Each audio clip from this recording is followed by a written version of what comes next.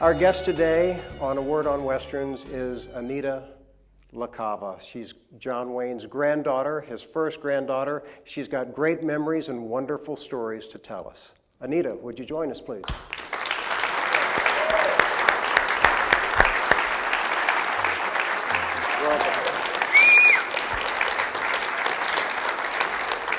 I'm always interested in knowing what it's like to grow up with a superstar, and as the oldest of the John Wayne grandchildren, you got to see him in his prime, I'm sure. I did. I was lucky enough to be around him until he passed away when I was 21 years old, and it was wonderful. It was a great honor and privilege for me.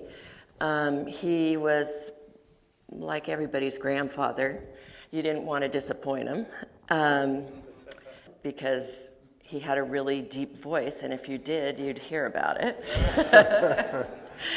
And you wanted to please him, and we got to do a lot of really great things, meet a lot of wonderful people.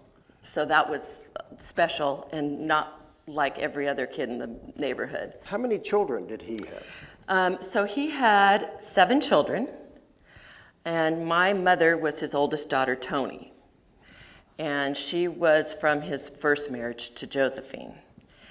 And I was the oldest of 8 children, and the oldest of 27 grandchildren, and now we have 24 great-grandchildren. This sounds like big Christmas and Thanksgiving events. Lots of big family events. He loved children. If you wanted to play cards or chess, he would stop anything to do that, so it was great. And when he was off the set, he'd call and we'd hop on the boat and go to Catalina or to Mexico, and it was a lot of fun. I mean, we visited him on the set all the time. What was the earliest film that you visited? I was on the set of The Alamo.